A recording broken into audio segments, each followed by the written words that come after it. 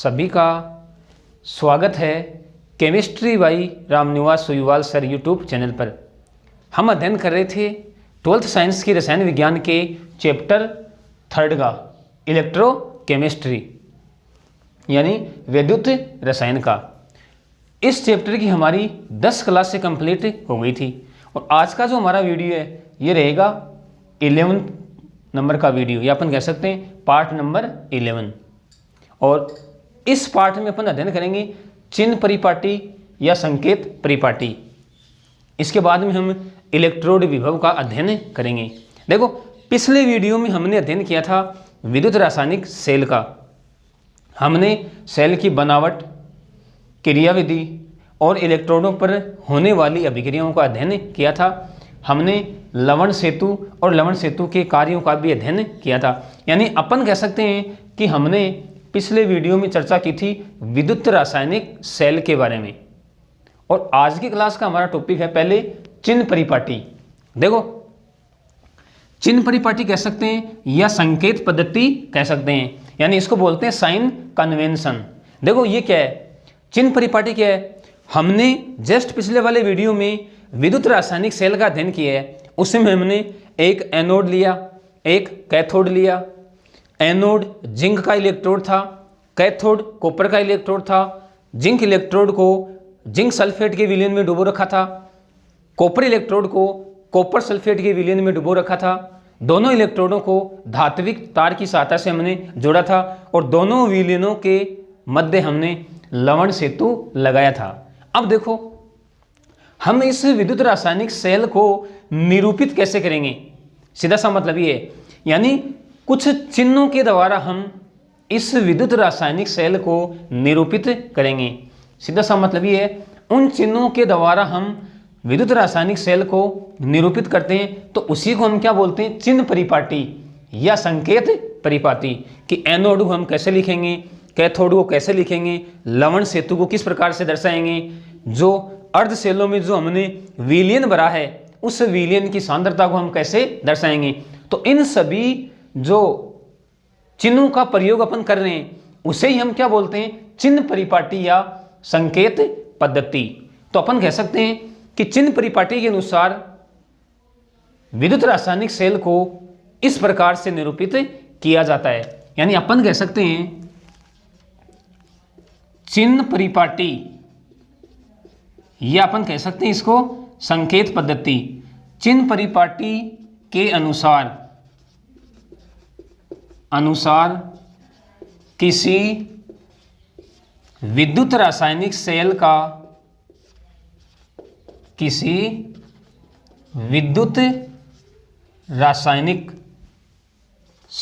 को निम्न प्रकार से निरूपित किया जाता है। निरूपित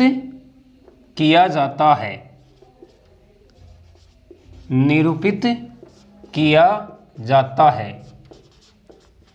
देखो, हम चिन्ह परिपाटी के अनुसार किसी विद्युत रासायनिक सेल को किस प्रकार से निरूपित करते हैं, इसके लिए कुछ नियम है। उन नियमों को हमें ध्यान में रखना होगा। देखो, पहला नियम क्या है। पहला नियम ये है कि एनोड को बाईं ओर लिखा जाता है। एनोड को बाईं ओर लिखा जाता है। पहला नियम क्या कह रहा है, एनोड को बाईं ओर लिखा जाता है, यानी इस तरफ, ये बायां और ये दायां।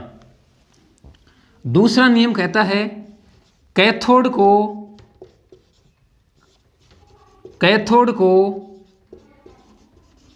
दाईं ओर लिखा जाता है। कैथोड को दाईं ओर लिखा जाता है। देखो, दो नियम हमें सिर्फ ये बता रहे हैं कि एनोड को बाईं ओर और कैथोड को दाईं ओर। अब देखो, तीसरा नियम हमें ये बताएगा कि एनोड को किस प्रकार दर्शाएंगे। यानी तीसरा नियम हमें ये कह रहा है कि एनोड को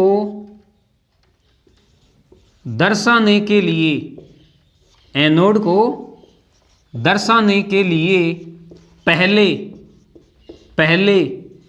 धातु तथा फिर धातु आयन को लिखा जाता है।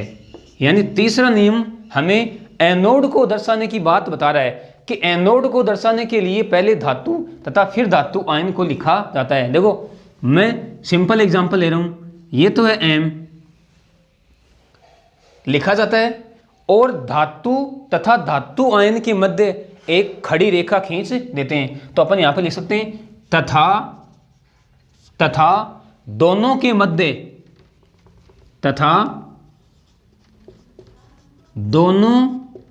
मध्य एक खड़ी रेखा, ध्यान से समझना आप, एक खड़ी रेखा खींच देते हैं, एक खड़ी रेखा खींच देते हैं। अब देखो आप, मैं एक जनरल एग्जांपल ले रहा हूं, एम का मतलब धातु तथा फिर धातु आयन, ये लो, ये दोनों के मध्य मैंने क्या लगा दी, खड़ी रेखा। समझना, ये मैंने एनोड को दर्शाया है। हमने क्या लिखा, हमारा तीसरा नियम क्या कह रहा है कि एनोड को दर्शाने के लिए पहले धातु तथा फिर धातु आयन को लिखा जाता है तथा दोनों के मध्य एक खड़ी रेखा खींच देते हैं। तो ये एम यानी धातु है, ये खड़ी रेखा, और ये एम एन प्लस यानी ये धातु आयन है। हमने जनरल एग्जांपल लिया है। अब देखो अगला नियम क्या कहता है, अगला नियम कहता है कि कैथोड को दर्शाने के लिए पहले धातु आयन और फिर धातु को लिखा जाता है तथा दोनों के मध्य एक खड़ी रेखा खींच देते हैं। देखो आप देखना, कैथोड को दर्शाने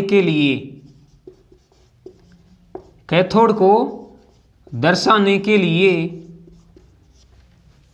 पहले धातु आयन, ध्यान में रखोगे आप, पहले धातु आयन, देखो एनोड में पहले धातु आ रही थी और फिर धातु आयन आ रहा था, कैथोड में क्या आएगा, पहले धातु आयन तथा फिर धातु को लिखा जाता है, धातु को लिखा जाता है तथा दोनों के मध्य खड़ी रेखा खींच देते हैं, खड़ी रेखा खींच देते हैं। देखो खड़ी रेखा बोल सकते हैं या सीधी रेखा बोल सकते हैं। अब देखो वही मैं जनरल एग्जांपल ले रहा हूं, एम, अब देखो ये तो रहा धातु आयन, ये रही खड़ी रेखा और ये रही धातु, कोई दिक्कत नहीं है।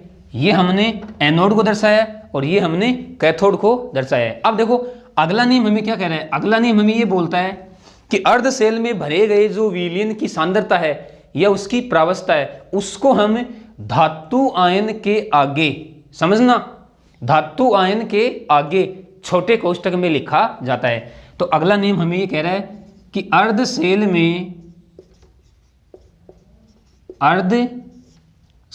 में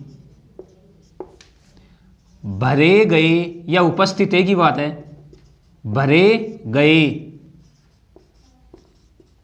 विलयन की प्रावस्था कह सकते हैं या सांद्रता कह सकते हैं, एक ही बात है। प्रावस्था कोष्ठक में मैं लिख दूं सांद्रता को धातु आयन के आगे, धातु आयन के आगे छोटे कोष्ठक में दर्शाया जाता है,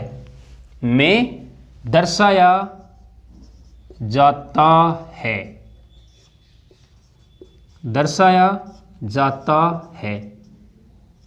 क्या कहा, अर्धशेल में भरे गए विलयन की प्रावस्था या सांद्रता को धातु आयन के आगे छोटे कोष्टक में दर्शाया जाता है। देखो जैसे मैं एनोड की बात करता हूँ, समझना इस चीज़ को, एनोड की, यानी मैं यहाँ पे लिख सकता हूँ एम, फिर क्या है खड़ी रेखा, फिर क्या है एम एन प्लस, और अब देखो, अब जैसे मान लो सांद्रता है 1 मोल, तो मैंने 1 एम कोष्टक में लिख दिया 1 एम। इसी प्रकार यहाँ पे देखो, यहाँ पे मैं दर्शाऊंगा तो कैसे, एम धातु एन पहले है, यानी ये एन प्लस और ये 1 एम, और फिर खड़ी रेखा और फिर एम। 5वां नियम हमें क्या कह रहा है, अर्धशेल में भरे गए विलयन की सांद्रता को धातु आयन के आगे छोटे कोष्टक में दर्शाया जाता है। देखो एम पहले धातु है एनोड में, फिर खड़ी रेखा, फिर धातु आयन 1 एम, अरे विलयन की सांद्रता है, फिर यहाँ पर एम एन प्लस, क्योंकि कैथोड में पहले धातु आयन है तो उसके जस्ट बाद आगे छोटे कोष्टक में विलयन की सांद्रता को हम दर्शाते हैं। ठीक है, अब देखो अगला नियम हमें क्या कहता है, अगला नियम हमें ये कहता है कि दोनों अर्धशेलों को जोड़ने वाले लवण सेतु को दर्शाने के लिए हम क्या करेंगे, दोनों अर्धशेलों के मध्य 2 समांतर रेखाएं खींच देंगे। क्या कहेंगे, अपन कहेंगे लवण सेतु को, लवण सेतु को दर्शाने के लिए, लवण सेतु को दर्शाने के लिए दोनों अर्धशेलों, दोनों अर्धशेलों के मध्य, के मध्य 2 समांतर, 2 समांतर रेखाएं, 2 समांतर रेखाएं खींच देते हैं, खींच देते हैं। भाई हमें पता है हमारे दोनों अर्धशेल थे, एक जिंक इलेक्ट्रोड वाला और एक कॉपर इलेक्ट्रोड वाला, दोनों के बीच में क्या लगा हुआ था, लवण सेतु। तो उस लवण सेतु की बात कर रहा है कि लवण सेतु को दर्शाने के लिए दोनों अर्धशेलों के मध्य 2 समांतर रेखाएं खींच देते हैं। देखो अब मैं इस एनोड और कैथोड को दोनों को एक साथ लिख रहा हूं, देखो कैसे लिखूंगा, अब एम पहले क्या है धातु, फिर खड़ी रेखा एम एन प्लस, और ये लो मैंने विलयन की सांद्रता कोष्टक में 1 एम दर्शा दी। अब देखो ये तो एनोड हुआ है बाईं तरफ, अब हम 2 समांतर खड़ी रेखाओं के द्वारा लवण सेतु को दर्शाएंगे, और अब इधर कौन आएगा, कैथोड। कैथोड हमारा ये रहा एम एन प्लस, और ये धातु आयन के आगे छोटे कोष्टक में विलयन की सांद्रता। ठीक है, और ये खड़ी रेखा और ये एम। अब देखो ये हमारे पास क्या बना है, ये हमने विद्युत रासायनिक सेल को निरूपित कर दिया। ठीक है ना, अब देखो इसको हम सेल आरेख भी कहते हैं, इस नाम को भी आप ध्यान में रखोगे, क्या कहेंगे, सेल आरेख। ये ऐसे बोल दो, सेल का निरूपण, सेल का निरूपण यानी प्रेजेंटेशन ऑफ सेल, या अपन सेल डायग्राम इसको कहते हैं। ये जो हमने लिखा है, और देखो इसको लिखने के लिए हमने चिन्ह परिपाटी यूज की है या संकेत पद्धति। वापस से मैं आपको समझा रहा हूं, चिन्ह परिपाटी के अनुसार किसी विद्युत रासायनिक सेल को निम्न प्रकार से दर्शाया जाता है या निम्न प्रकार से निरूपित किया जाता है। कुछ नियम है, 6 नियम मैंने लिखे हैं। पहला नियम है एनोड को बाईं ओर, देख सकते हो आप एनोड बाईं ओर है, एनोड को बाईं ओर लिखा जाता है, कैथोड को दाईं ओर लिखा जाता है, कोई दिक्कत नहीं है। फिर कह रहा है कि एनोड को दर्शाने के लिए पहले धातु तथा फिर धातु आयन को लिखा जाता है तथा दोनों के मध्य एक खड़ी रेखा खींच देते हैं। देख सकते हो आप, पहले धातु है, फिर खड़ी रेखा है और फिर धातु आयन है। ठीक है, कैथोड को दर्शाने के लिए पहले धातु आयन तथा फिर धातु को लिखा जाता है तथा दोनों के मध्य खड़ी रेखा खींच देते हैं। देख सकते हो आप, पहले धातु आयन है, ये कैथोड है, फिर छोटे कोष्ठक में सांद्रता है और फिर खड़ी रेखा और फिर धातु, कोई दिक्कत नहीं है। फिर कह रहा है कि अर्ध सेल में भरे गए विलयन की प्रावस्था या सांद्रता को धातु आयन के आगे छोटे कोष्ठक में दर्शाया जाता है। ये देख सकते हो आप, धातु आयन के आगे छोटे कोष्ठक में, ये भी धातु आयन के आगे छोटे कोष्ठक में विलयन की सांद्रता को हमने दर्शा दिया। लवण सेतु को दर्शाने के लिए दोनों अर्ध सेलों के मध्य दो समांतर रेखाएं खींच देते हैं। अब देखो यहाँ पर तो मैंने एक एम लिखा, मान लो सांद्रता हमें दी गई हो जैसे 0.01 या 0.02, तो उस सांद्रता को भी हम यहाँ पर लिख सकते हैं, ठीक है ना। तो ये जो हमने चिन्ह परिपाटी के आधार पर सेल का निरूपण किया है, इस निरूपण को हम बोलते हैं सेल आरेख या सेल का निरूपण। इस बात को भी आप ध्यान में रखोगे। यानी बात सीधी सी ये है, अगर हमारे पास सेल की सेल अभिक्रिया दी गई हो तो हम आसानी से उसका सेल आरेख लिख सकते हैं, या अपन उल्टा भी कर सकते हैं।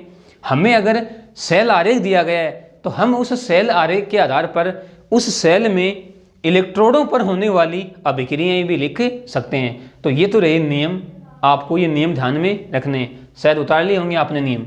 अब देखो हम एग्जाम्पल लेते हैं, एग्जाम्पल से हम सेल का सेल आरेख समझते हैं कि कैसे बनाते हैं।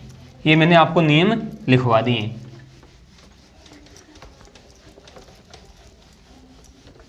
हम एक दो एग्जाम्पल लेंगे और फिर हम सेल का सेल आरेख यानी सेल डायग्राम, ये अपन सेल का निरूपण कह सकते हैं, वो अपन समझने का प्रयास करते हैं।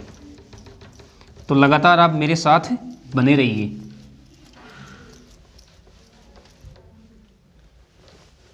देखो पिछले वीडियो में हमने विद्युत रासायनिक सेल का अध्ययन किया था और एग्जाम्पल लिया था हमने डेनियल सेल। उस डेनियल सेल का हम सेल आरेख लिखते हैं। अभी देखो डेनियल सेल का सेल आरेख कैसे लिखते हैं।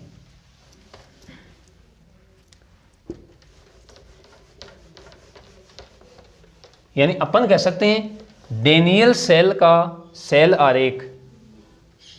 देखो हम एग्जाम्पल में ले रहे हैं, यहां पे क्या ले रहे हैं, डेनियल सेल का सेल आरेख। अब आपको कोई कंफ्यूज नहीं होनी चाहिए कि सेल आरेख किसे कहते हैं और सेल आरेख कैसे लिखते हैं। डेनियल सेल का सेल आरेख हमने जस्ट पिछले वाले वीडियो में डिटेल से अध्ययन कर रखा है। डेनियल सेल का हमें पता है उसमें कौन इलेक्ट्रोड एनोड की भांति कार्य करता है और कौन सा इलेक्ट्रोड कैथोड की भांति कार्य करता है, ठीक है। तो सबसे पहले हम डेनियल सेल की सेल अभिक्रिया लिखते हैं। देखो डेनियल सेल की सेल अभिक्रिया, कंप्लीट सेल अभिक्रिया की बात कर रहा हूं मैं, सेल अभिक्रिया क्या थी, देखो Zn प्लस Cu2 प्लस और क्या बन रहा था Zn2 प्लस एक्वस है प्लस Cu। यहां पर अपन लिख सकते हैं सॉलिड। ये देखो मैंने क्या लिखी है, डेनियल सेल की सेल अभिक्रिया। अब हम इस सेल अभिक्रिया से हम डेनियल सेल का सेल आरेख लिखेंगे। तो इसके लिए हमें यह पता होना चाहिए कि यहां पर एनोड कौन सा है और कैथोड कौन सा है। देखो याद करो, एनोड पे ऑक्सीकरण अभिक्रिया और कैथोड पे अपचयन अभिक्रिया। तो देख सकते हो आप इस सेल अभिक्रिया से हमें स्पष्ट दिखाई दे रहा है कि यहाँ पर जिंक का क्या हो रहा है, ऑक्सीकरण, और कॉपर का क्या हो रहा है, अपचयन। इसका मतलब यहाँ पे जिंक इलेक्ट्रोड तो क्या है, एनोड, और कॉपर इलेक्ट्रोड यहाँ पे क्या है, कैथोड। अब कोई दिक्कत नहीं है। नियम हम अभी हमने देखे कि सबसे पहले एनोड को बाईं तरफ, तो ये लो Zn खड़ी रेखा Zn2 प्लस और यहाँ पे एक्वस और यहाँ पे S। फिर लवण सेतु ये लवण सेतु दो समांतर रेखाओं के द्वारा। अब आएगा कैथोड, कैथोड है कॉपर का, तो Cu2+, ये भी है एक्वस खड़ी रेखा और Cu। अब देखो ये हमने क्या लिखा है, ये हमने लिखा है डेनियल सेल का सेल आरेख। क्या लिखा है, डेनियल सेल का सेल आरेख। एकदम इजी है, कुछ नहीं है, बस आपको इतना पता होना चाहिए कि सेल में कौन सा इलेक्ट्रोड एनोड है और कौन सा इलेक्ट्रोड कैथोड है। फिर अभी हमने नियम पढ़े हैं कि एनोड को बाईं ओर, कैथोड को दाईं ओर। एनोड को दर्शाने के लिए पहले धातु फिर धातु आयन लिखते हैं, दोनों के मध्य एक खड़ी रेखा खींचते हैं। कैथोड को दर्शाने के लिए पहले धातु आयन लिखते हैं और फिर धातु लिखते हैं, दोनों के मध्य एक खड़ी रेखा खींचते हैं। अर्ध सेल में भरे गए विलयन की सांद्रता को हम धातु आयन के आगे छोटे कोष्ठक में दर्शाते हैं और दोनों अर्ध सेलों को जोड़ने वाले लवण सेतु को दर्शाने के लिए दोनों अर्ध सेलों के मध्य दो समांतर रेखाएं खींच देते हैं। तो इस प्रकार हम दी गई सेल अभिक्रिया से हम उस सेल का सेल आरेख लिख सकते हैं, या अपन ऐसे कर सकते हैं कि दिए गए सेल आरेख से हम उस सेल की सेल अभिक्रिया लिख सकते हैं। तो ये हमने डेनियल सेल का सेल आरेख लिख लिया है। देखो अपन और एग्जाम्पल लेते हैं। मान लो आपको सेल अभिक्रिया दे दे और पूछ ले कि निम्न सेल अभिक्रिया के लिए सेल आरेख लिखिए, तो उसको आप कैसे करोगे। देखो हमें दे दे, एग्जाम्पल में ले रहे हैं अपन, निम्न सेल अभिक्रिया के लिए, निम्न सेल अभिक्रिया के लिए सेल आरेख लिखिए, सेल आरेख लिखिए। और मान लो अभिक्रिया हमारे पास है Zn प्लस Cd2+ एक्वस और बन रहा है यहाँ पे Zn2+ एक्वस और प्लस Cd। ये लो, ये हमको सेल अभिक्रिया दे दी और पूछ क्या रहा है कि निम्न सेल अभिक्रिया के लिए सेल आरेख लिखिए। ठीक है, अब देखो हम सेल आरेख लिखेंगे। सेल आरेख क्या बताया मैंने आपको कि सेल अभिक्रिया से हमें ये पता करना होता है कि कैथोड कौन सा है और एनोड कौन सा है, और ये हमें पता चलेगा रेडॉक्स अभिक्रियाओं के द्वारा। हम देख लेंगे कि किसका ऑक्सीकरण हो रहा है और किसका अपचयन हो रहा है। जिसका ऑक्सीकरण हो रहा है वो एनोड होगा और जिसका अपचयन हो रहा है वो कैथोड होगा। देखो Zn का क्या हो रहा है, ऑक्सीकरण, भाई Zn2+ आयनों में चेंज हो रहा है और Cd2+ Cd में आ रहा है, तो इसका मतलब जिंक का यहाँ पे क्या हो रहा है, ऑक्सीकरण। तो जिंक इलेक्ट्रोड तो यहाँ पे क्या है, एनोड, और जो Cd यानी कैडमियम है इसका क्या हो रहा है, अपचयन। तो Cd का इलेक्ट्रोड यहाँ पे क्या होगा, कैथोड। देखो तो लिख दो अब, पहले बाईं ओर एनोड, तो Zn2+ एक्वस, फिर लवण सेतु, और अब आएगा कैथोड। कैथोड यहाँ पे है Cd का, तो Cd2+ एक्वस और फिर खड़ी रेखा और Cd। ये लो, ये हमने इस दी गई सेल अभिक्रिया के लिए क्या लिख दिया, सेल आरेख। कोई दिक्कत आपको नहीं आनी चाहिए। देखो और एग्जाम्पल लेते हैं, यानी हमें सेल अभिक्रिया देकर वो हमसे सेल आरेख पूछ सकता है या इलेक्ट्रोडों पर होने वाली अभिक्रियाएं भी वो हमें पूछ सकता है। यानी हमें कोई सेल अभिक्रिया दे देगा और पूछ लेगा कि निम्न सेल अभिक्रिया के लिए इलेक्ट्रोडों पर होने वाली अभिक्रिया लिखिए। ये ऐसे पूछ सकता है कि निम्न सेल अभिक्रिया के लिए सेल आरेख लिखिए। ये ऐसे पूछ सकता है कि निम्न सेल अभिक्रिया के लिए एनोड कौन सा होगा और कैथोड कौन सा होगा। देखो एक एग्जाम्पल अपन और लेते हैं। मान लो हमसे वो पूछ ले कि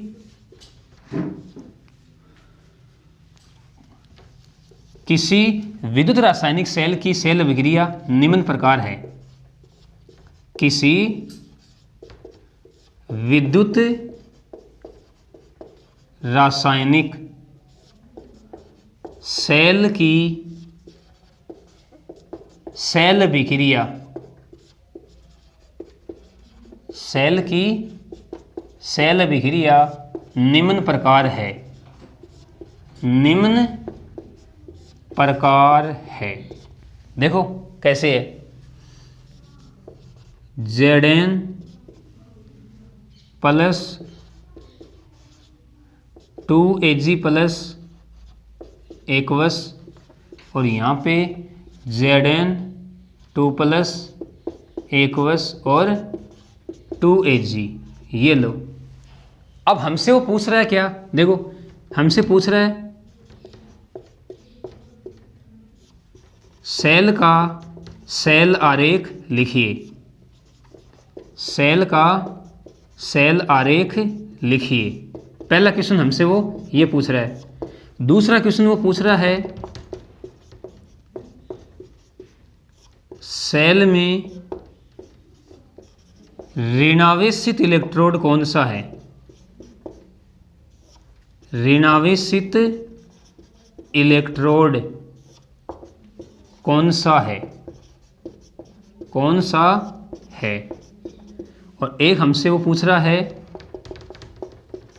सेल में एनोड व कैथोड पर होने वाली अभिक्रियाएं लिखिए, होने वाली अभिक्रियाएं लिखिए, अभिक्रियाएं लिखिए।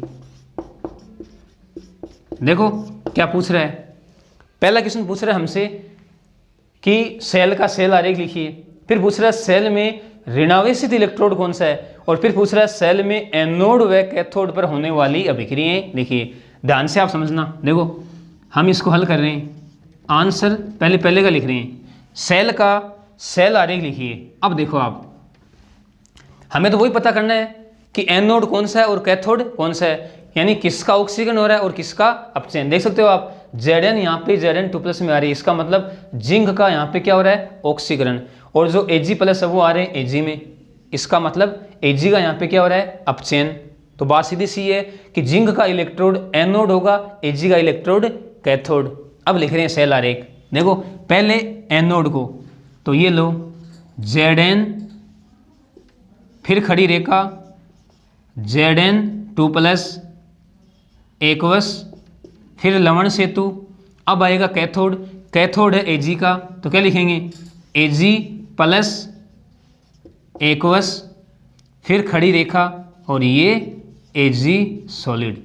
ये हमने इस सेल का क्या लिख दिया, सेल आरेख, कोई दिक्कत नहीं है।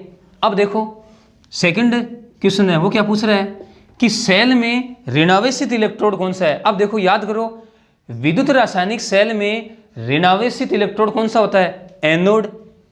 तो हमें क्या पूछ रहा है कि सेल में एनोड कौन सा है। देख सकते हो आप, ऑक्सीकरण किसका हो रहा है, जिंक का। तो सीधी सी बात है, यहाँ पे ऋणावेशित इलेक्ट्रोड क्या होगा, जिंक इलेक्ट्रोड। अरे एनोड कौन सा होगा, जिंक इलेक्ट्रोड। तो हम लिखेंगे ऋणावेशित इलेक्ट्रोड, क्या लिखेंगे, ऋणावेशित इलेक्ट्रोड कौन सा है, जिंक इलेक्ट्रोड। तो अपन लिख देंगे यहाँ पे ऋणावेशित इलेक्ट्रोड जिंक इलेक्ट्रोड, कोई दिक्कत नहीं है। अब देखो अगले क्वेश्चन में पूछ रहा है कि सेल में एनोड व कैथोड पर होने वाली अभिक्रियाएं। हमें पता है एनोड पे होता है ऑक्सीकरण, कैथोड पे होता है अपचयन। तो पहले बात करते हैं एट एनोड, एट एनोड। हमें पता हो गया है कि यहाँ पे एनोड जिंक का है, तो ये लो Zn S और Zn 2 प्लस प्लस 2 इलेक्ट्रॉन। चाहो तो आप यहाँ पे लिख सकते हो ऑक्सीडेशन, ऑक्सीडेशन। अब बात करते हैं एट कैथोड, एट कैथोड। हमें पता है कैथोड यहाँ पे किसका है, Ag का है, तो ये लो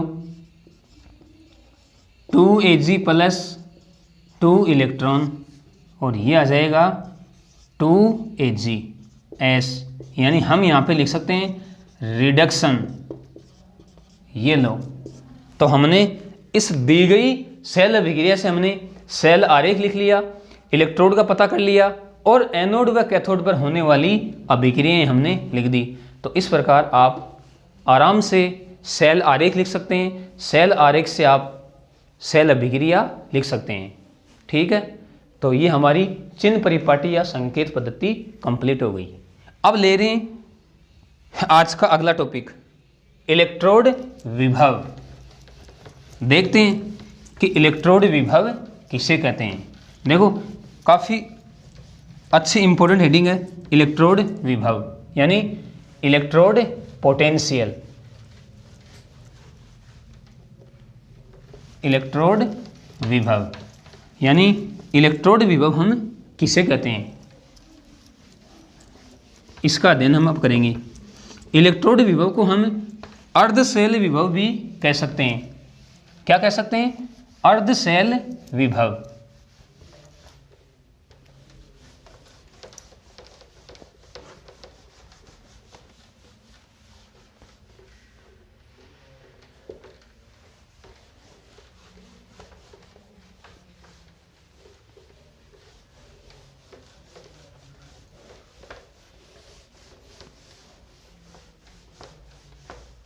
देखो, अब हम क्या पढ़ेंगे, हमारा अगला टॉपिक रहेगा इलेक्ट्रोड विभव।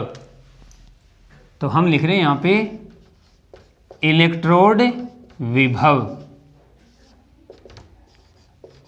और इस इलेक्ट्रोड विभव को हम अर्धशैल विभव भी कहते हैं। तो मैं लिख रहा हूं अर्धशैल विभव यानी हाफ सेल पोटेंशियल, अर्धशैल विभव यानी हम कह सकते हैं इलेक्ट्रोड पोटेंशियल, इलेक्ट्रोड पोटेंशियल।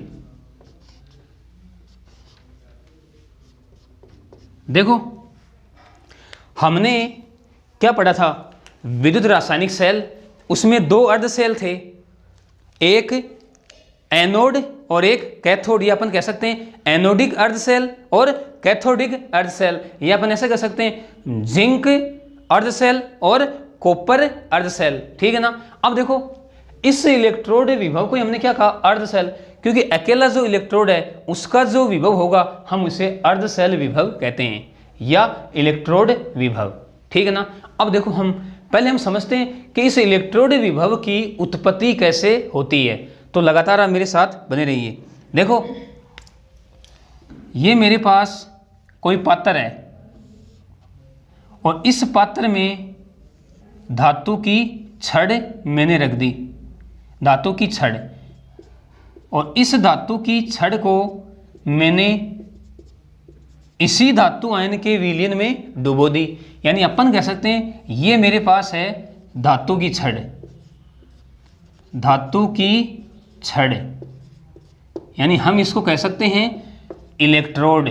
समझना बात को, क्या कह सकते हैं, इलेक्ट्रोड। और इसमें मैंने क्या भर दिया, विलयन, धातु आयनों का विलयन। ठीक है, ये धातु की छड़ है।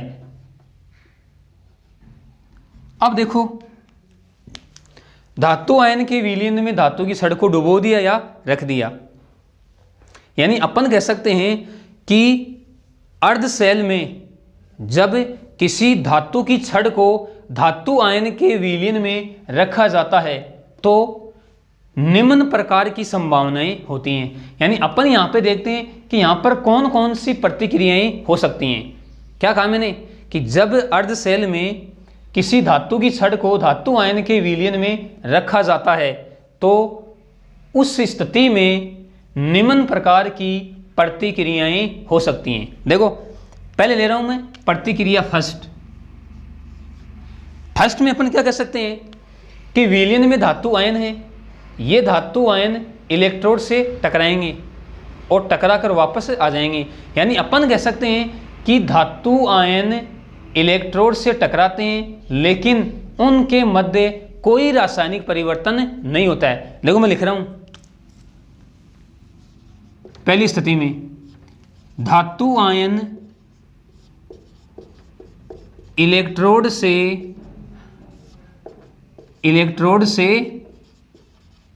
टकराते हैं। अब इलेक्ट्रोड का मतलब यहाँ पे क्या है, धातु की छड़ है, यहाँ पे कोई कंफ्यूज आपको नहीं होना चाहिए। तो धातु आयन इलेक्ट्रोड से टकराते हैं तथा उनके मध्य कोई रासायनिक परिवर्तन नहीं होता है, कोई रासायनिक परिवर्तन नहीं होता है, नहीं होता है। यानी धातु आयन गए, टकराए और वापस आ गए, उनके मध्य कोई रासायनिक परिवर्तन यानी कोई रासायनिक अभिक्रिया नहीं हुई। ऐसे इलेक्ट्रोड को शून्य इलेक्ट्रोड कहते हैं। क्या कहेंगे? शून्य इलेक्ट्रोड। याद रखोगे आप, कोई रासायनिक परिवर्तन नहीं हुआ, तो ऐसे इलेक्ट्रोड को शून्य इलेक्ट्रोड यानी हम इसको बोलते हैं नल इलेक्ट्रोड। क्या बोलते हैं? नल इलेक्ट्रोड। ऐसे इलेक्ट्रोड को शून्य इलेक्ट्रोड कहते हैं।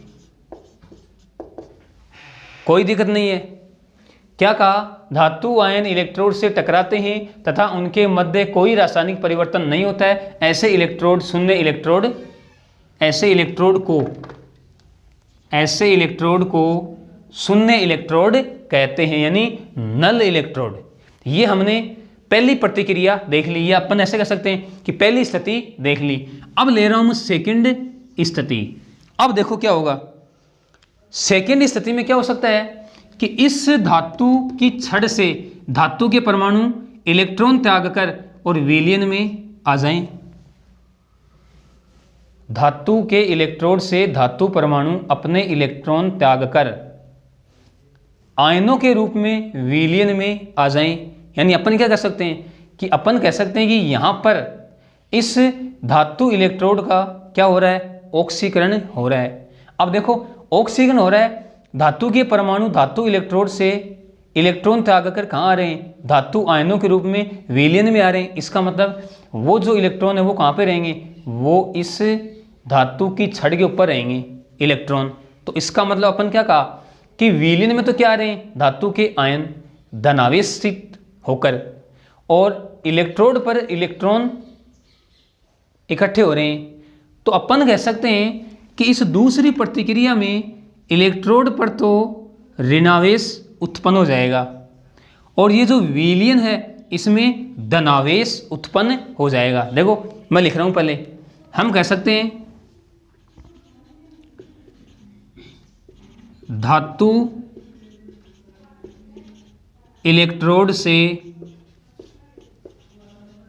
धातु परमाणु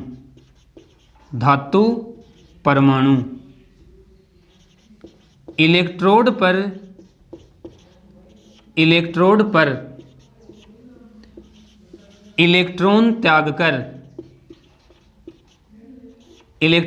त्याग कर धातु आयनों के रूप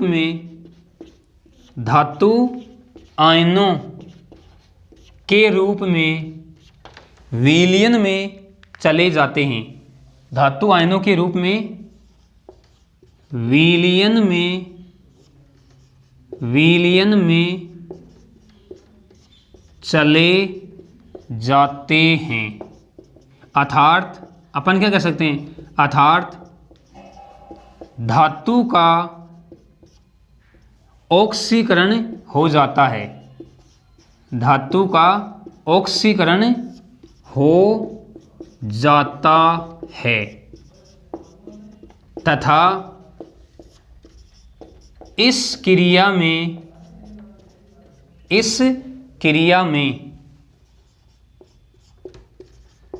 इलेक्ट्रोड ऋणावेशित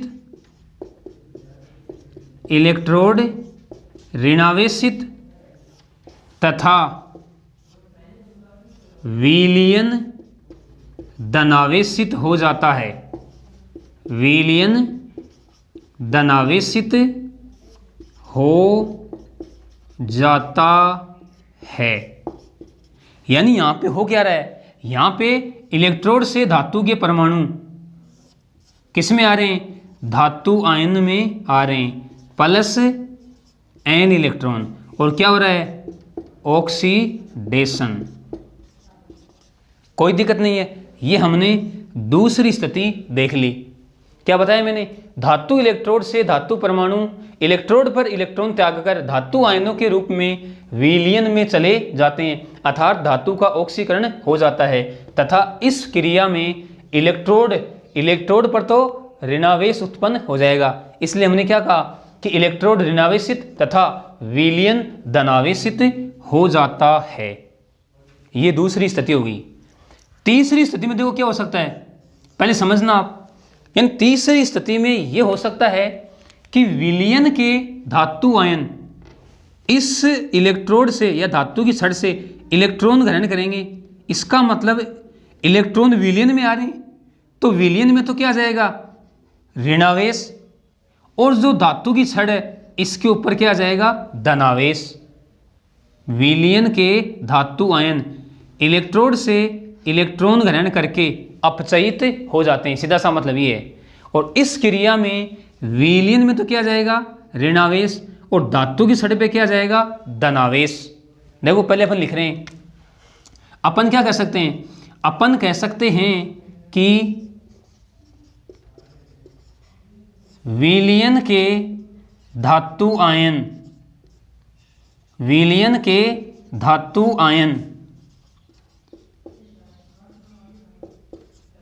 इलेक्ट्रोड से इलेक्ट्रॉन ग्रहण करके धातु परमाणु में परिवर्तित हो जाते हैं, धातु परमाणु में परिवर्तित हो जाते हैं, अर्थात धातु आयनों का अपचयन हो जाता है, अर्थात धातु आयनों का अपचयन हो जाता है, अपचयन हो जाता है। इस क्रिया में धातु की छड़, या अपन कह सकते हैं इलेक्ट्रोड, एक ही बात है, धातु की छड़ या इलेक्ट्रोड धनावेशित व विलयन ऋणावेशित हो जाता है, विलयन ऋणावेशित हो जाता है। इलेक्ट्रोड तो धनावेशित और विलयन ऋणावेशित हो जाता है। यानी अपन यहाँ पे क्या कहेंगे, Mn प्लस अपने आवेश के बराबर इलेक्ट्रॉन ग्रहण करके और ये धातु में चेंज हो जाएंगे। यानी अपन कह सकते हैं यहाँ पे हुआ रिडक्शन। क्या हुआ, रिडक्शन। तो देखो, यानी हमने जब धातु विलयन में धातु की छड़ रखी तो 3 प्रतिक्रिया संपन्न हुई। पहली प्रक्रिया में क्या हुआ, धातु आयन इलेक्ट्रोड से टकराते हैं लेकिन उनके मध्य कोई अभिक्रिया नहीं होती है। ऐसे इलेक्ट्रोड को हमने क्या कहा, शून्य इलेक्ट्रोड या नल इलेक्ट्रोड। दूसरी स्थिति में क्या हुआ, धातु इलेक्ट्रोड से धातु परमाणु इलेक्ट्रोड पर अपने इलेक्ट्रॉन त्याग कर धातु आयनों के रूप में विलयन में चले जाते हैं, अर्थात धातु का ऑक्सीकरण हो जाता है तथा इस क्रिया में इलेक्ट्रोड ऋणावेशित तथा विलयन धनावेशित हो जाता है। तीसरी कंडीशन में क्या हुआ कि विलयन के धातु आयन इलेक्ट्रोड से इलेक्ट्रॉन ग्रहण करके धातु परमाणु में अपचयित हो जाते हैं। विलयन के धातु आयन इलेक्ट्रोड से इलेक्ट्रॉन ग्रहण करके धातु परमाणु में परिवर्तित हो जाते हैं, अर्थात धातु आयनों का अपचयन हो जाता है। इस क्रिया में धातु की छड़ धनावेशित व विलयन ऋणावेशित हो जाता है। देखो, इन दोनों स्थितियों को अब हम डायग्राम से समझते हैं। दोनों को डायग्राम से समझते हैं। देखो आप,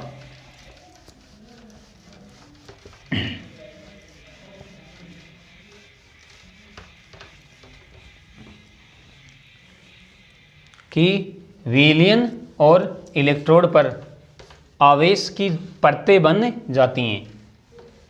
दोनों को आप ध्यान से समझना।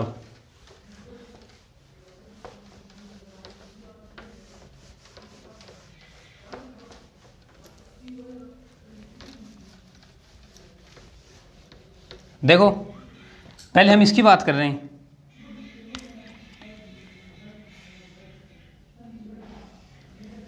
पहले हम इसकी बात कर रहे हैं, समझना आप। ये मैंने क्या ले लिया, इलेक्ट्रोड, और इसमें मैंने भर दिया धातु आयनों का विलयन, धातु आयनों का विलयन। यानी ये तो है विलयन, ये तो है विलयन, और ये है, या तो बोल सकते हैं हम धातु की छड़, या कह सकते हैं इलेक्ट्रोड, कोई दिक्कत नहीं है। धातु की छड़ या इलेक्ट्रोड, ये लो। अब देखो आप, ये है विलयन। यानी यहां पे क्या हो रहा है, यहां पे धातु परमाणु इलेक्ट्रोड पर इलेक्ट्रॉन त्याग कर धातु आयनों के रूप में विलयन में चले जाते हैं, अर्थात धातु का ऑक्सीकरण हो जाता है, तथा इस क्रिया में इलेक्ट्रोड क्या हो जाएगा, ऋणावेशित। यानी इलेक्ट्रोड पर ऋणावेश उत्पन्न हो जाता है। देखो ये लो, और विलयन धनावेशित, इस विलयन में धनावेश उत्पन्न हो जाता है।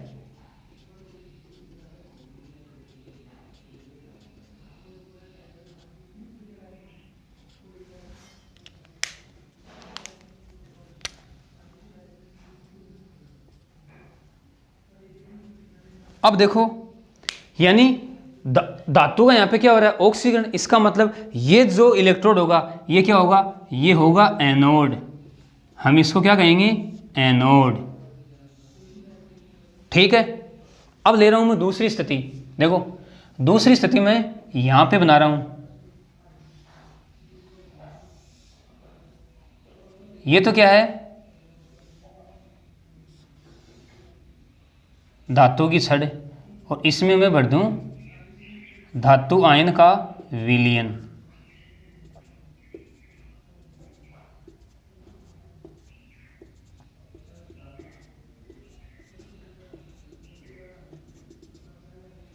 देखो क्या हो रहा है यहां पे हो रहा है कि विलयन के धातु आयन इलेक्ट्रोड से इलेक्ट्रॉन ग्रहण करके धातु परमाणु में परिवर्तित हो जाते हैं, अर्थात धातु आयनों का अपचयन हो जाता है। इस क्रिया में धातु की छड़ पर तो क्या आएगा, धनावेश। यानी ये लो, धातु की छड़ पे तो क्या आ रहा है, धनावेश,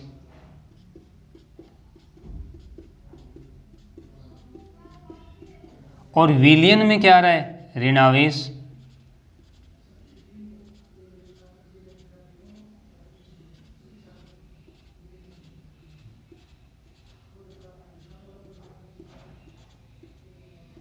धातु आयनों का अपचयन हो रहा है, इसका मतलब इस इलेक्ट्रोड को अपन कहेंगे कैथोड। क्या कहेंगे, कैथोड। और ये विलयन है, धातु आयनों का विलयन। ये वही क्या है, धातु की छड़ बोल दो या इलेक्ट्रोड अपन कह सकते हैं। अब देखो तीन स्थिति हुई। अब देखो इन दोनों इलेक्ट्रोडों में एक साम्य उत्पन्न हो जाता है। देखो ये बात हमने समझ ली। अब मैं इसको हटा रहा हूं। अब देखो क्या हो जाएगा, एक साम्य स्थापित हो जाएगा।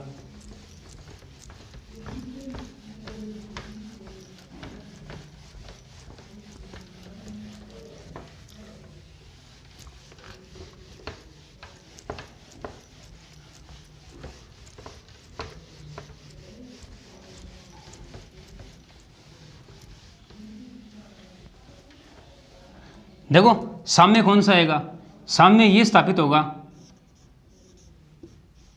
Mn plus n electron. अब देखो आप समझो इस चीज़ को, यहाँ पर क्या हो रहा है, यहाँ पे धातु इलेक्ट्रोड से धातु परमाणु अपने इलेक्ट्रॉन इलेक्ट्रोड पर छोड़कर धातु आयनों के रूप में कहाँ पर आ रहे हैं, विलयन में आ रहे हैं। तो ऐसी स्थिति हो रही है, यानी विलयन में धातु आयन बढ़ रहे हैं और इस इलेक्ट्रोड पर इलेक्ट्रॉन बढ़ रहे हैं। अब देखो कुछ समय के बाद में कुछ विलयन के कुछ धातु आयन पुनः इलेक्ट्रॉन ग्रहण करके धातु में चेंज हो जाएंगे।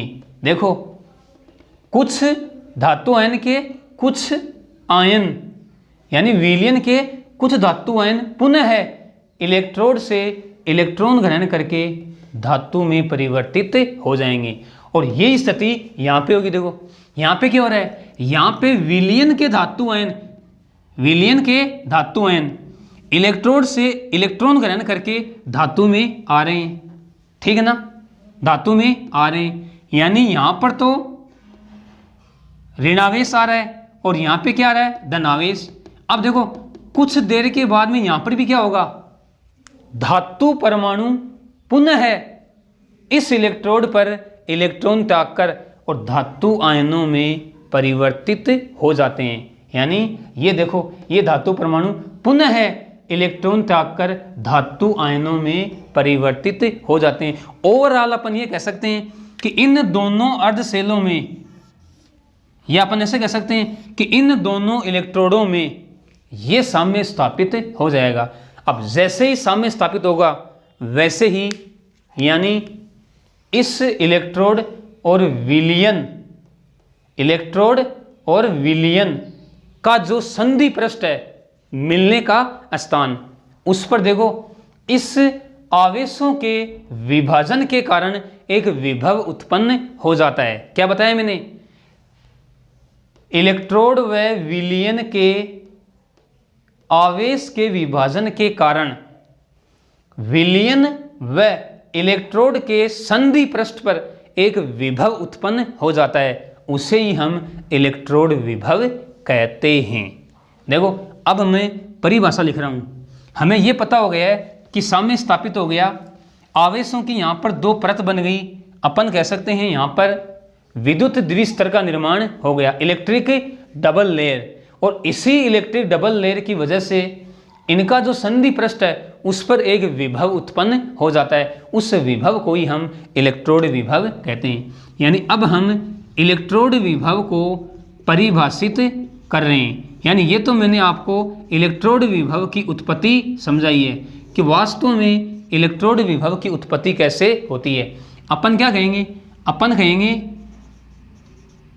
अर्धशैल में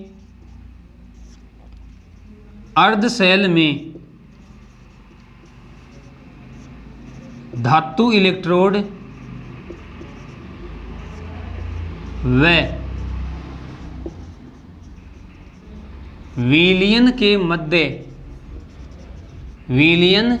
मध्य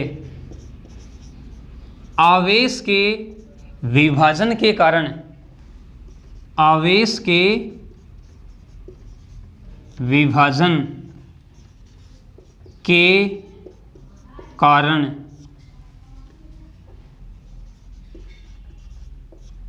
धातु इलेक्ट्रोड व विलयन के संधि पृष्ठ पर एक विभव उत्पन्न हो जाता है, एक विभव उत्पन्न हो जाता है जिसे इलेक्ट्रोड विभव कहते हैं, जिसे इलेक्ट्रोड विभव कहते हैं, इलेक्ट्रोड विभव कहते हैं। देखो मैंने क्या बताया आपको, अर्धशैल में, ये भी अर्धशैल है और ये भी अर्धशैल है। अर्धशैल में धातु इलेक्ट्रोड व विलयन के मध्य आवेश के विभाजन के कारण धातु इलेक्ट्रोड व विलयन के संधि पृष्ठ पर एक विभव उत्पन्न हो जाता है जिसे इलेक्ट्रोड विभव कहते हैं। ये तो हमने इलेक्ट्रोड विभव को परिभाषित कर दिया। अब देखो इलेक्ट्रोड विभव को E के द्वारा दर्शाया जाता है, तो अपन कह सकते हैं इलेक्ट्रोड विभव को कैपिटल E के द्वारा दर्शाया जाता है।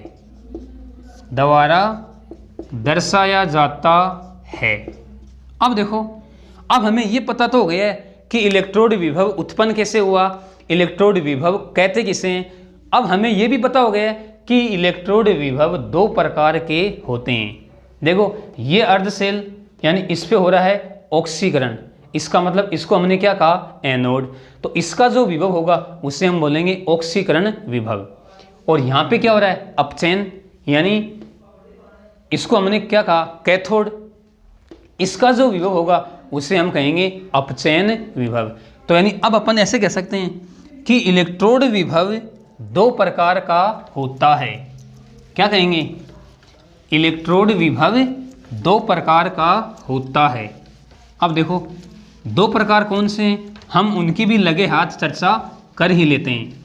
परिभाषा हम उनको परिभाषित कैसे करेंगे, यानी आपको इतना पता हो गया है कि इलेक्ट्रोड विभव दो प्रकार का होता है, ऑक्सीकरण विभव और अपचयन विभव। तो अब हम क्या कहेंगे, हम कहेंगे इलेक्ट्रोड विभव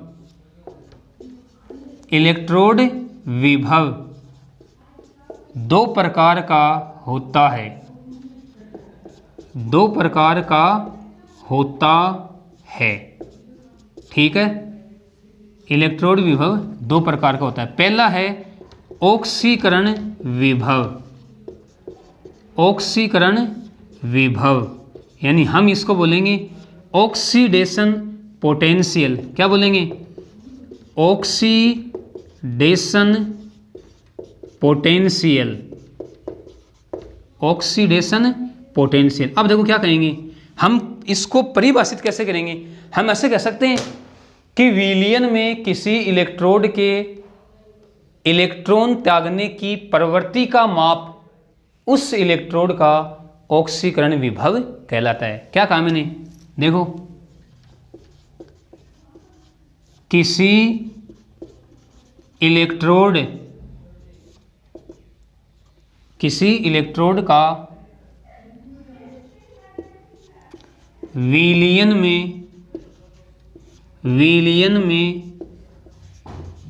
इलेक्ट्रॉन त्यागने की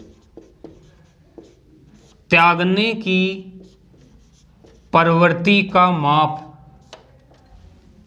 किसी इलेक्ट्रोड का विलयन में इलेक्ट्रॉन त्यागने की प्रवृत्ति का माप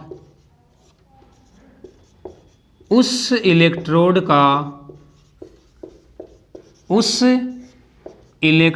का ऑक्सीकरण विभव कहलाता है। ऑक्सीकरण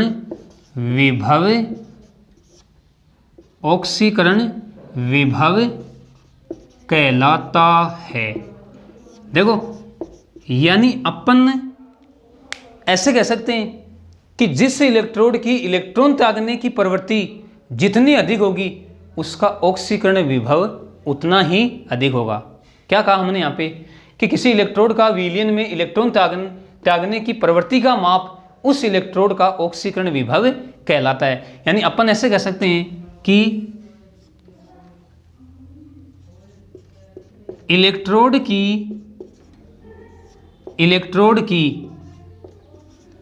इलेक्ट्रॉन त्यागने की प्रवृत्ति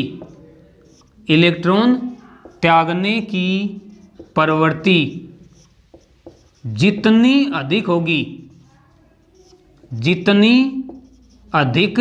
होगी उसका ऑक्सीकरण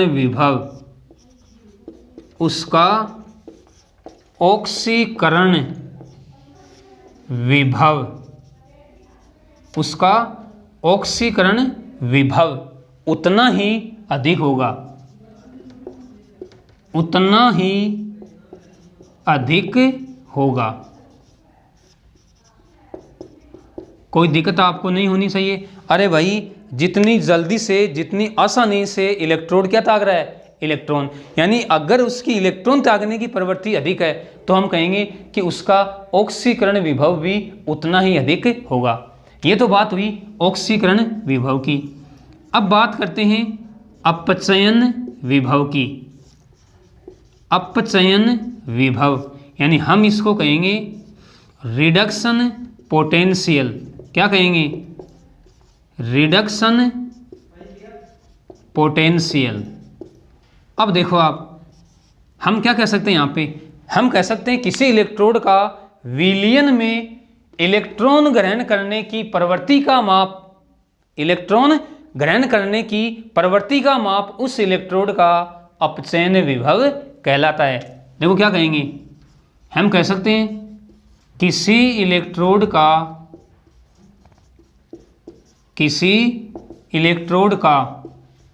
विलयन में इलेक्ट्रॉन ग्रहण करने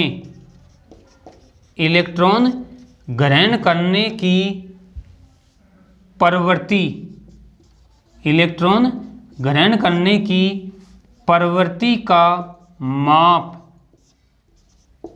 उस इलेक्ट्रोड का अपचयन विभव कहलाता है। अपचयन विभव कहलाता है, अपचयन विभव कहलाता है। तो देखो यहाँ पर अपन ऐसा कह सकते हैं कि जिस इलेक्ट्रोड की इलेक्ट्रॉन ग्रहण करने की प्रवृत्ति जितनी अधिक होगी उसका अपचयन विभव उतना ही अधिक होगा। यानी यहाँ पर अपन कह सकते हैं जिस इलेक्ट्रोड की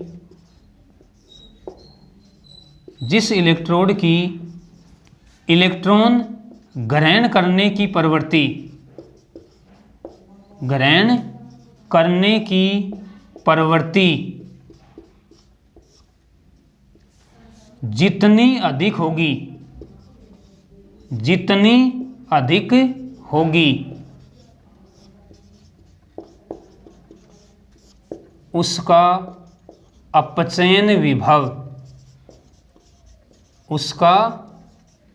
अपचयन विभव उतना ही अधिक होगा, उसका अपचयन विभव उतना ही अधिक होगा।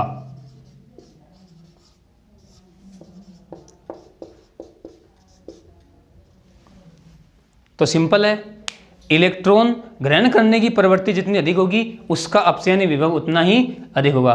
तो ये हमने इलेक्ट्रोड विभव दो प्रकार के, इनका अध्ययन कर लिया, ऑक्सीकरण विभव और अपचयन विभव।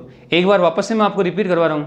ऑक्सीकरण विभव हम कहेंगे किसी इलेक्ट्रोड का विलयन में इलेक्ट्रॉन त्यागने की प्रवृत्ति का माप उस इलेक्ट्रोड का ऑक्सीकरण विभव कहलाता है।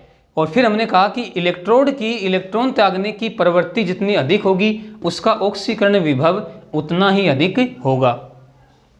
फिर हमने बात की अपचयन विभव की, किसी इलेक्ट्रोड का विलयन में इलेक्ट्रॉन ग्रहण करने की प्रवृत्ति का माप उस इलेक्ट्रोड का अपचयन विभव कहलाता है। फिर हमने क्या कहा कि जिस इलेक्ट्रोड की इलेक्ट्रॉन ग्रहण करने की प्रवृत्ति जितनी अधिक होगी उसका अपचयन विभव उतना ही अधिक होगा। तो हमने इलेक्ट्रोड विभव की उत्पत्ति देख ली, इलेक्ट्रोड विभव की परिभाषा देख ली और इलेक्ट्रोड विभव के दो प्रकार भी हमने देख लिए, ऑक्सीकरण विभव और अपचयन विभव। हमने इनको परिभाषित भी कर दिया। अब देखो, अब हम क्या कह सकते हैं, हम ये कह सकते हैं कि किसी सेल के लिए या अपन ऐसे कह सकते हैं किसी विद्युत रासायनिक सेल के लिए, भाई सेल में तो दोनों क्या होते हैं, इलेक्ट्रोड होते हैं। तो अपन ये कह सकते हैं कि किसी सेल के लिए किसी इलेक्ट्रोड के इलेक्ट्रोड विभवों के मान भाई अब हमें ये पता हो गया है कि इलेक्ट्रोड विभव दो प्रकार के होते हैं, ऑक्सीकरण विभव और अपचयन विभव। तो इनके जो आंकिक मान हैं वो समान होते हैं। क्या बताया मैंने? किसी इलेक्ट्रोड के लिए इलेक्ट्रोड विभव के मान, किसी इलेक्ट्रोड के लिए इलेक्ट्रोड विभव के मान, यानी अपन मान का मतलब हम यहाँ पर आंकिक मान की बात कर रहे हैं। मान तो समान होंगे लेकिन इनके जो चिन्ह हैं वो क्या होंगे? विपरीत। तो देखो हम यहाँ पे कह सकते हैं स्टार लगा के, क्या कह सकते हैं?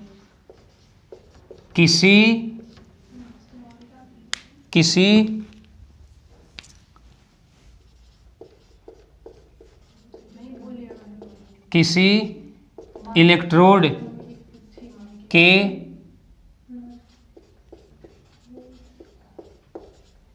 इलेक्ट्रोड विभव, किसी इलेक्ट्रोड के इलेक्ट्रोड विभव के गणितीय मान, गणितीय बोल सकते हैं, आंकिक बोल सकते हैं। गणितीय मान तो समान होते हैं,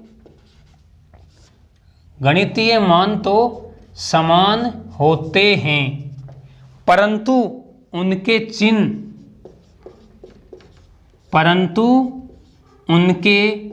चिन्ह विपरीत होते हैं। इस बात को आप ध्यान में रखोगे, परंतु उनके चिन्ह विपरीत होते हैं। देखो इस बात को मैं आपको एक एग्जाम्पल लेके समझा रहा हूँ। देखो हम एग्जाम्पल में ले रहे हैं कॉपर इलेक्ट्रोड के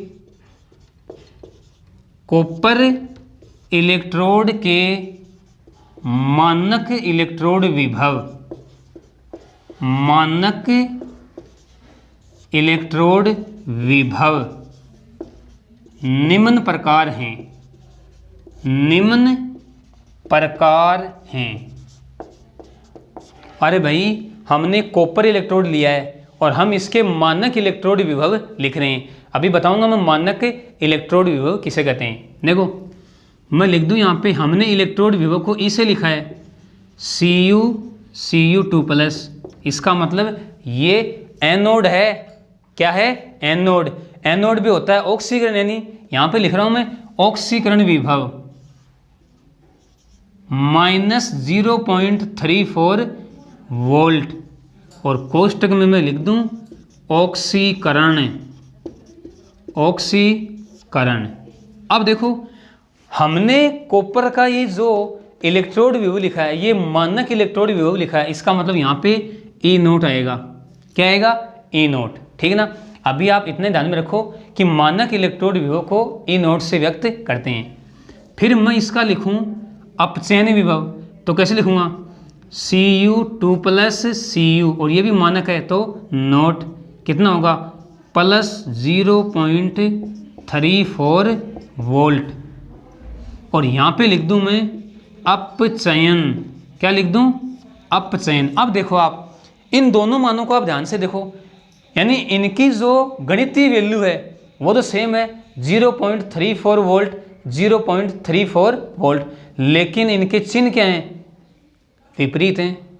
यानी कॉपर का जो मानक ऑक्सीकरण विभव है वो तो होता है -0.34 वोल्ट, और कॉपर का जो अपचयन विभव है वो होता है +0.34 वोल्ट।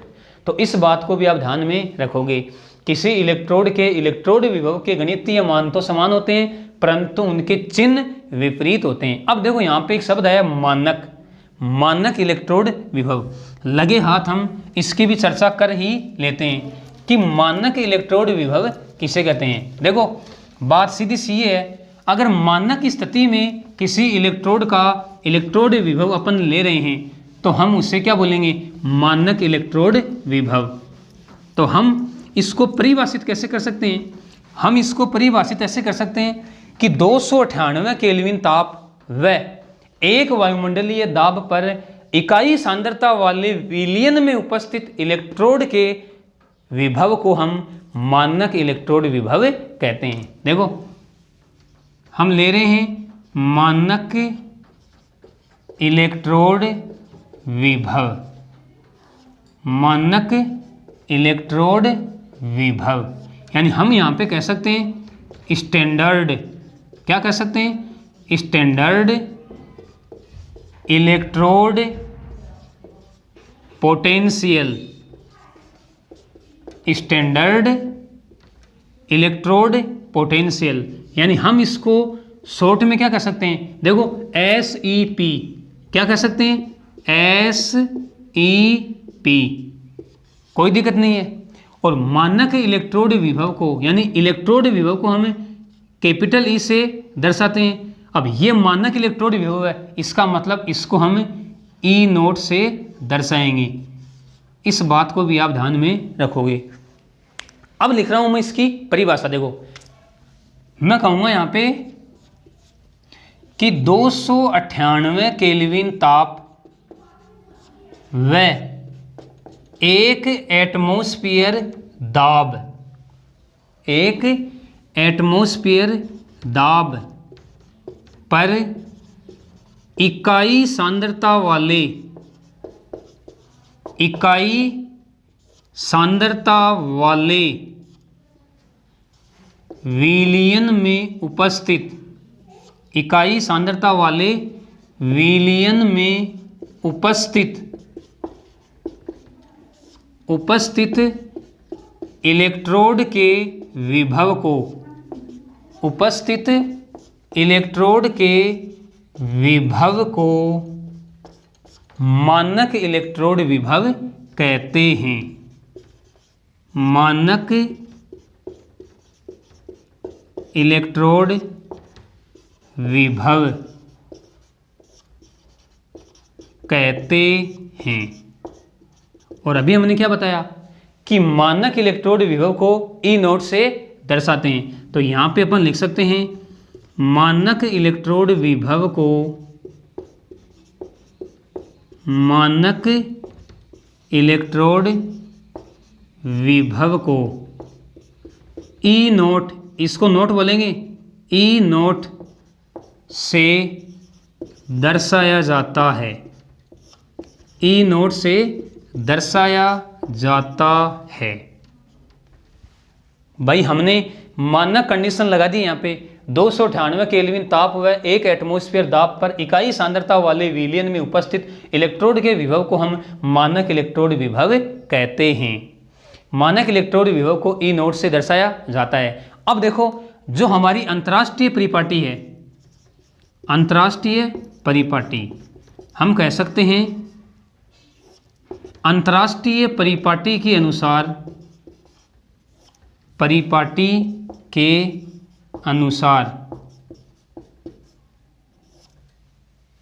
अंतर्राष्ट्रीय परिपाटी के अनुसार मानक